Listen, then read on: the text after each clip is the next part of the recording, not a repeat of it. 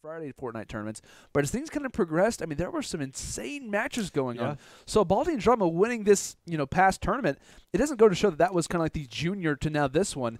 There's still, it's going to be pretty much similar competition. Of course, it does raise in this current matchup. But boy, do we have a game on our hands. It's winners round 3, Ninja and OpTic Courage facing off against now the recently added half of the Fortnite competitive team for OpTic Gaming. We've got OpTic Baldy and OpTic Dramas. How can they perform in their first opportunity, the real potential to show off their skills? Can they do it here facing off against the King of Twitch and Ninja? Well, we talked about it. Baldy and Drama's already heading over towards Risky, right? Which gives them a good opportunity to kind of push Tomato. They're going to go Risky. Kind of curious to see if there's anybody that's going to land with them. Ninja and Courage going off kind of the beaten path. Where are they heading over? They just passed over Greasy Grove and hitting over here. What would we call? Oh, Harry Potter. Is it Motel. Motel. See, what I like about this play actually from Ninja and Courage is that if you're going to try to split these kills from Anarchy with Baldy landing on the Risky side with Dramas, you're pretty much going to keep it close the whole time. So by the time you actually make your movement and your position into the center of the circle, if it's closer to Tilt or to the bottom half of the map, I mean, it's going to be pretty even in kills, so you're not really trying to worry about that. And I feel like one thing that Ninja and Courage do very well is manage the overall kill spread. They're not trying to necessarily beat you by 1,000 kills unless you happen to be in the first round of this tournament against them and die immediately. But they're a hard team to just be like, oh man, where are they going? Oh, they're going close enough to us to hurt our feelings. So. Well, already some good loot on both sides, and you're noticing there on Drama's screen for his inventory, he does have the C4, which we already seen a buff whenever it came to, well, he actually drops it, but still, I'll continue my point. Dramas. Drops a C4. C4 has been a valuable thing whenever it comes to competitive play. In fact, actually so valuable, in fact, they've been banning it whenever it comes to the team scrim. Yeah, some competitive players have been saying, like, hey, should we play with C4? Should we not? And then it literally goes from 400 damage now to 600 damage. 600. So. And on top of that, too, as we know with the previous buff, the decrease whenever it comes to the deploy time for the C4. I don't know if it's banned in our tournaments, actually, which is quite interesting if they can use it. But still, for him not to be able to use it, it shows, obviously, the competitive mindset there. But still, he's got a good inventory. Sniper in his back pocket. Looks like he's got, a blue LMG. He also has the green pump, but he has that gray. But finally, we're going to see some engagements, and we'll see what they got their skills made out of.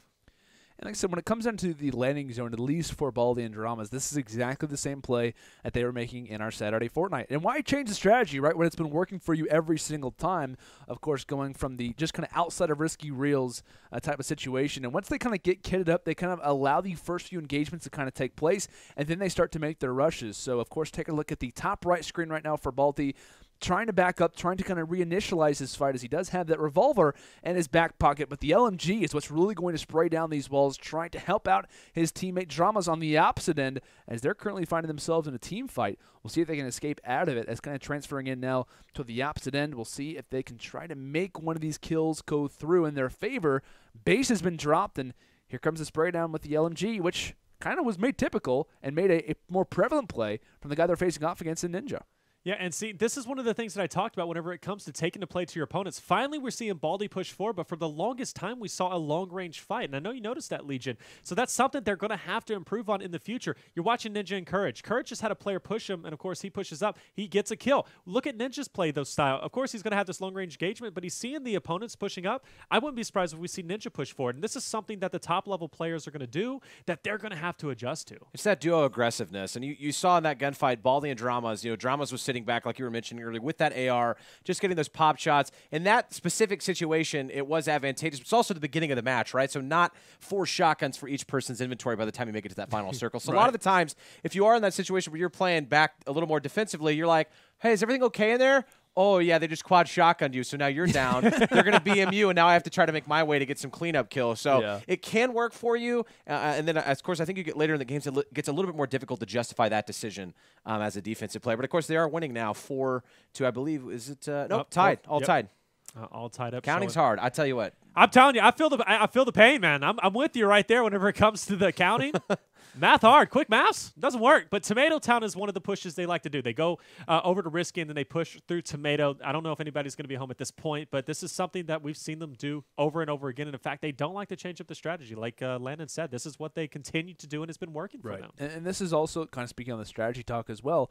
kind of, at least as what we've seen so far, is hanging out on the outskirts. They go obviously toward the buildings just outside of Risky Reels. They kind of collect the resources, then they challenge on the scraps essentially that are left inside of Risky. And from there, what they're probably going to try to do, and what we've seen from a lot of our teams, is hang out on the edge of the circle. Be in the mindset. If anyone who plays in our tournaments or even just going for high kill games in these kind of 2v4 squad matches, play on the outside of the circle and start to think how a player heading into Fortnite, loading up, playing on PC, is going to be thinking. A lot of our squads, and this is me especially, I'm just focused on trying to get in the zone. Like, I'm always on the edge. I want to make sure I'm not always in the middle. I'm not always in the center of the circle. There's going to be a lot of squads who just narrowly make it in from that storm. So that's what we're seeing coming in from Ninja and Courage right now. They're not super concerned about making sure they're inside the zone. They're always making sure that the team who is in front of them, as long as Ninja and Courage have their back to the storm, they're always going to be in the preferred position over the opposition they're facing off against, because that team has to get through them in order to get through that storm. So just a lot of different little additives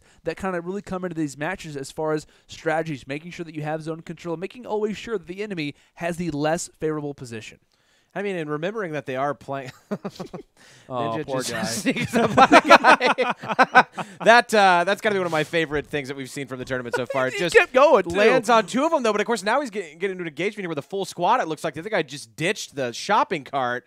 But here you're seeing the favor from the way that the actual storm's rotating, right? From the route that they chose to take. Courage and Ninja running into obviously more players than what Baldy and Dramas have ran into. I think that's one of the reasons why this game is so interesting to watch in a competitive format, is because so many variables can literally change the outcome of a game, including, hitting a jump pad and then sneaking up on, Miss Janet, who's just trying to get her groceries in before Thanksgiving starts. So there's the sale on aisle 4 actually for jumping pads. Yeah, so, and they got it. They got all of them, actually. It was a Black Friday special. I don't know what happened to that player. We never saw him die. I don't think either. So he just skated out of there, dude. He's like, I'm out. That's the RNG that we talk about, right? Whenever it comes to the overall circle. And that initial circle is so crucial whenever it comes to at least your initial drop. Risky, of course, we see now another engagement going down, luckily for Baldy. And it's been very quiet ever since they left Risky Reels. So these engagements are very welcome building up in that tree. And now we're going to get to see a little bit of a Baldy in his overall playstyle. This is the most aggressive I've seen him, at least as of yet. Picks up a nice 2-knock with the third pushing him, showcasing what he could do with the LMG, but also with the shotgun. And there it is. His teammate in the back is going to pick up a kill. But as I say that, I think Courage picked up some kills himself. He's currently sitting at 6. Look at him lasering that player up ahead. With that being said, they're currently sitting at 9 kills to the 8 on the right. Very close game, showing Baldy and Dramas coming out hard in this matchup. And one thing that I'm going to point out quickly, as we do see a Ninja and Courage kind of getting these inspiring kills when it comes down to the ending zone, is the factor of being mindful, right? The top right player on your screen being Baldy. He, without question, was the MVP for me in the Saturday Fortnite tournaments. But one strategy that he has that a lot of pro players have kind of taken over time is that kind of mid-build, right? When he's building staircases, when he's building structures, the quick edits that this man has in transition is absolutely absurd. So a lot of the fights that he's finding happen in such quick succession. That's one thing that makes, to me, Fortnite so entertaining, is the ability for these quick edits. Players to quickly move at the wall, take their shot, move the wall back, and they immediately have cover again. Baldy specializes in that type of play. Granted, sometimes it can come out to hurt him because he can be a little bit too hyper-aggressive, but for the most part, this guy is making these quick edit plays incredibly skilled when it comes down to that. But, of course, as we see, it looks like on the opposite, and Ninja and Courage are favoring the kills in this scenario. Quite frankly, go entirely into the storm, getting torrential downpour right now on their skins. But, of course, they're going to translate out. I don't think they do have a jump pad to their name, but as long as they find the kills, they do have some med kits to kind of bring themselves back up to health. But they're all good, and you see them favoring those downs. They're favoring the engagements. They don't really care about their health for the moment, but they're being very wary of the kills and making sure, right, that they're going to have the advantage when it comes down to the next zone. And that's exactly what you were talking about, too, when it comes down to playing the circle. I mean, they're waiting for those players that are going to be coming from, the westward side of the map here to try to make their way inward. They're not necessarily too far away from the circle, obviously, as you can see here, Ninja, and them to have to waste any sort of healings or anything along those lines. But what they're doing is they're trying to catch you off guard. So whenever you're going down that mountainside thinking everything's going to be just fine, you're getting clipped. And I'm starting to see this FAMAS purple BR here almost favored over some of the other weapons that you see most players picking up, whether it's, a blue AR, some of the scars. I've seen some of these top players be actually, choosing the FAMAS, and I actually love the burst fire weapons more in this game than I do the fully automatics anyway. So it's interesting to see Ninja just botting people with it all day. And I know, Taylor, we were actually coming into this tournament Yeah. giving some stats on Right. the FAMAS and Right. whatnot, and how it really just kind of is it's kind of how you feel, what kind of play style you'd like to have. And I believe as far as the blue AR, it's actually equivalent to the legendary Yeah. FAMAS. So, Yeah. I mean, it really does come down to play style. What kind of weapon do you prefer? I know players like Tfue, for example, played in 2 weeks ago. They were talking about how Tfue, I think Tfue had the opportunity. There was 2 gold FAMASs in front of him. He stayed with the green typical AR. And Right. it's just like in any other person's perspective, they're thinking, what in the world is he thinking? But it's based on what he likes to do and what his preferred play style is. Everyone has their ideas of how they obviously play the game in Fortnite and where they succeed at. And the thing is, too, the ARs typically have more of a damage per second, and they also have equivalents to the burst rifles whenever it comes to overall one hit. So overall, for me, I prefer the AR, like I said, play style. Like you said, Tfue, whenever it comes to him, he likes to be really aggressive. So having a burst pushing in those situations where he can't rapid fire that AR is more beneficial for him to have that AR in that situation. Looking at this match, though, was really pleased to see Dramas heating up as he was. He was hitting great snipes, as he just is as soon as I say that reverse caster curse. Finally, for once throughout this tournament, we're actually doing some good. As I say that, of course, though, we have the spinning wheel of death. So one positive, also with a negative as well. Yeah, so that's okay. But Dramas was picking up some nice stuff there from what I really like to see from him. So Dramas and Baldy, I mean, they've been showcasing their skills here. They've been keeping up pound for pound with Ninja and Courage. Really pleased overall with their playstyle. They're serving OpTic right. Let's talk about the 10 kills from Courage here. Okay. Every engagement that we've seen from this gentleman in this game, it just seems like Ninja's also been